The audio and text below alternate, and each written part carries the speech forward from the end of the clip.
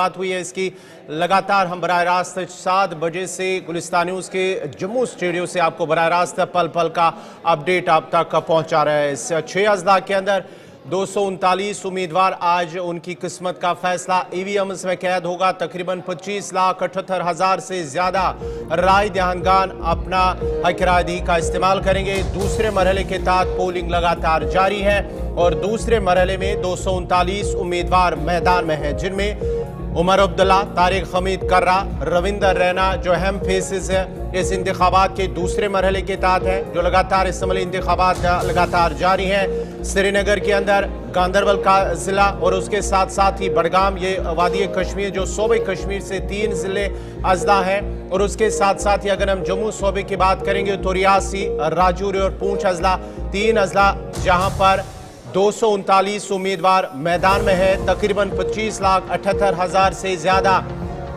राय दहानगान अपने हक-ए-राय का आज इस्तेमाल करेंगे। उसके साथ साथ ही अगर हम बात करेंगे श्रीनगर के कंगन जो गांदरबल जिले के अंदर 2 असेंबली कॉन्स्टिट्यूएंसीज हैं, जिनमें से कंगन एसटी और गांदरबल है। उसके साथ साथ ही अगर हम श्रीनगर की बात करेंगे जहां पर हजरतबल, खानियार, हबाकुदुल, लाल चौक, छानापुरा, जड़ीबल, ईदगाह, सेंट्रल, शालचिंग और जिला बडगाम के अंदर है वीरवा, खान साहब, जार शरीफ, चाडोरा। और उसके साथ साथ ही अगर हम सूबे जम्मू की बात करेंगे तो 11 असेंबली हल्कों, जिनमें गुलाबगढ़ एसटी, रियासी, वैष्णो देवी, कालाकोट, राजौरी का सुंदरबनी, नौशहरा और राजौरी एसटी, ये राजौरी जिले के अंदर 5 असेंबली कॉन्स्टिट्यूएंसीज हैं। उसके साथ साथ ही बुदल एसटी और थाना मंडी। जबकि जिला पूंछ की अगर हम बात करेंगे तो हवेली, मेंढर, जहां पर आज हक-ए-राय जो है अपने हक-ए-राय का आज इस्तेमाल करेंगे। उसके साथ साथ ही 25,78,099 जो राय दहानगान है अपना आज वोट कास्ट करेंगे। और इनमें से जो मर्द वोटर्स हैं जिनकी तादाद 13,12,730 है, जबकि ख्वातीन वोटर्स की तादाद 12,65,000 जो वोटर्स हैं। और उसके साथ साथ ही 53 ख्वाजा जो थर्ड जेंडर के लोग हैं वो अपना वोट कास्ट करेंगे। जी बिल्कुल, जम्मू कश्मीर विधानसभा चुनाव के दूसरे चरण में 6 जिलों में 26 विधानसभा सीटों पर चुनाव चल रहे हैं। और आपको बता दें पीपल्स डेमोक्रेटिक पार्टी के इस फेज की सभी 26 सीटों पर चुनाव लड़ रही है और गठबंधन में चुनाव लड़ रहे नेशनल कॉन्फ्रेंस 20, जबकि कांग्रेस 6 सीटों पर अपने उम्मीदवार उतारे हैं। भाजपा के 17 जबकि 98 निर्दलीय प्रत्याशी मैदान में हैं। दूसरे चरण में श्रीनगर जिले में 93 कैंडिडेट्स मैदान में हैं और इसके बाद बडगाम में 46, राजौरी में 34, पुंछ में 25, गांदरबल में 21, रियासी में 20 प्रत्याशी चुनाव लड़ रहे हैं। बिल्कुल, इसी के साथ विधानसभा चुनावों के आज दूसरे चरण की अगर बात की जाए तो साफ तौर पर आप स्क्रीन पर देख सकते हैं कि इस वक्त किस जगह पर कितना मतदान सुबह 9 बजे तक हुआ है और शाम तक ये मतदान की प्रक्रिया चलेगी। और इसी तरीके से शांतिपूर्ण मतदान के लिए सुरक्षा व्यवस्था भी पूरी की गई है, जिसमें आपको बताया गया कि 6 जिलों की 26 सीटों पर आज चुनाव होने जा रहे हैं, जहां पर मतदान जो है वो दिए जाएंगे। और साफ तौर पर गांदरबल की अगर बात की जाए तो कंगन और गांदरबल सीट है। श्रीनगर में हजरतबल, खानियार, हबाकदल, लाल चौक, छनपोरा, जदीबल, ईदगाह और सेंट्रल शेलटोंग सीट है। और बडगाम की अगर बात की जाए तो बडगाम, बीरवा, खान साहिब, चरारे शरीफ और चदूरा है। रियासी की अगर बात की जाए तो गुलाबगढ़, रियासी, श्री माता वैष्णो देवी सीट है।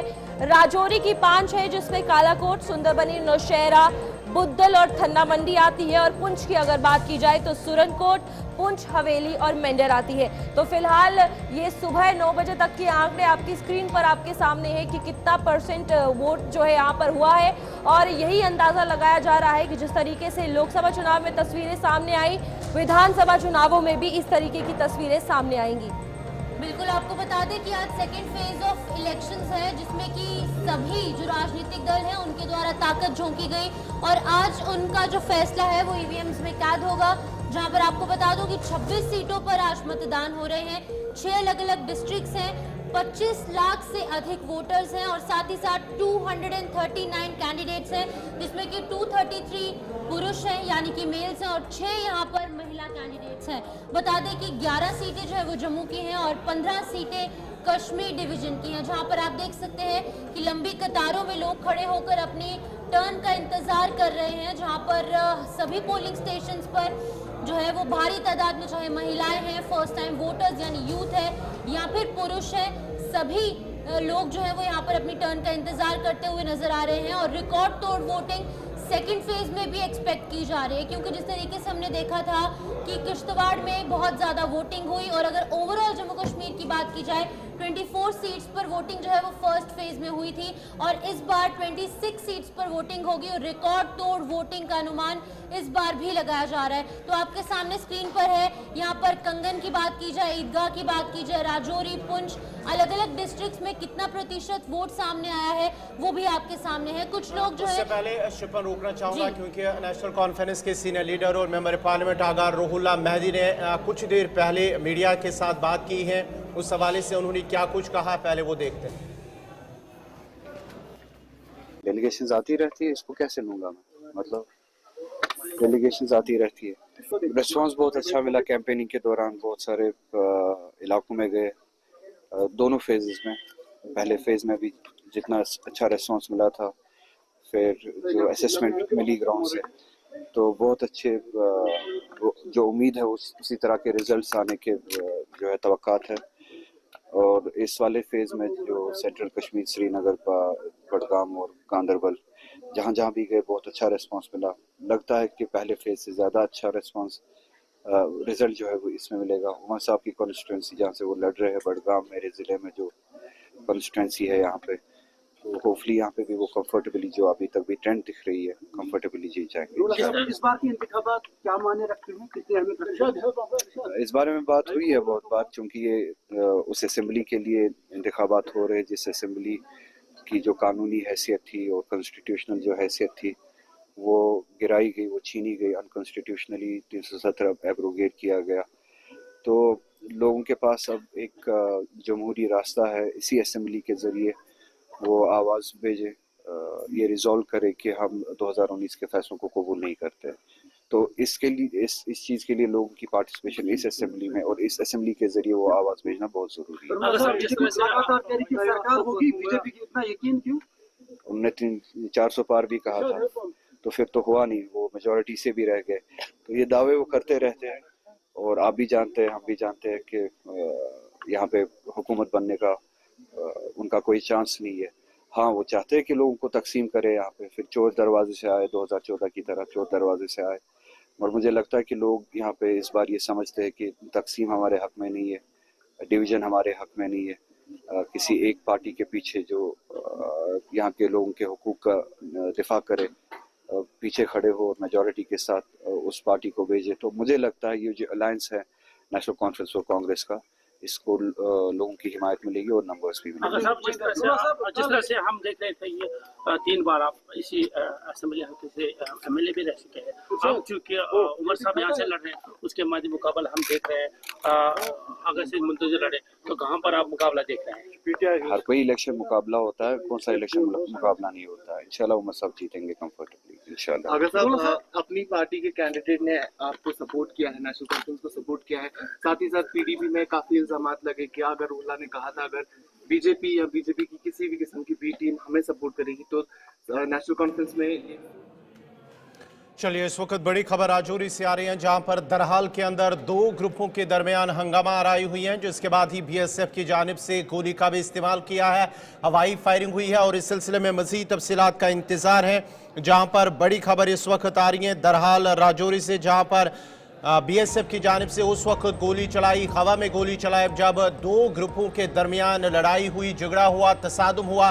उसके बाद ही बीएसएफ ने गोली का इस्तेमाल किया, यानी कि हवा में गोली चलाई दरहाल राजौरी से, जहां पर 2 ग्रुपों के दरमियान हंगामा आराई हुई है, जिसके बाद ही बीएसएफ को हवा में गोली चलानी पड़ी। बड़ी खबर निकल के सामने आ रही है दरहाल से, जहां पर गोली चलने का वाकया पेश आया था। बीएसएफ के 2 गुटों के बीच जब लड़ाई हुई, उसके बाद जो है वहां पर हवाई फायरिंग की है। इस पर ज़्यादा जानकारी लेंगे हमारे नुमाइंदे राजौरी से जमशेद मलिक हमारे। जमशेद, बताइएगा तस्वीर से क्या कुछ जानकारी निकल के सामने आ रही है और 2 गुट कौन कौन से थे वो? राज इलाका है जहां से ये खबर इस वक्त निकलकर सामने आ रही है कि वहां 2 ग्रुपों में कशीदगी के बीच में बीएसएफ के जवानों की तरफ से 2 फायर हवा में किए गए। हालांकि सिक्योरिटी फोर्सेस का ये मानना है कि वेपन छीनने की कोशिश की गई थी, मगर अभी तक इसकी तस्दीक नहीं हो पाई है, क्योंकि अभी तक पुरअमन तरीके से सारे डिस्ट्रिक्ट के अंदर पोलिंग हो रही थी। मगर दरहाल के अंदर जहां तक बात करें, वहां दरहाल में जो भाजपा के कैंडिडेट है इस बार दरहाल से ही है, उनका ताल्लुक इकबाल मलिक दरहाल से है। उसके साथ अगर बात करें शबीर खान साहब का मिनिस्टर, वो भी उनकी कॉन्स्टिट्यूंसी है।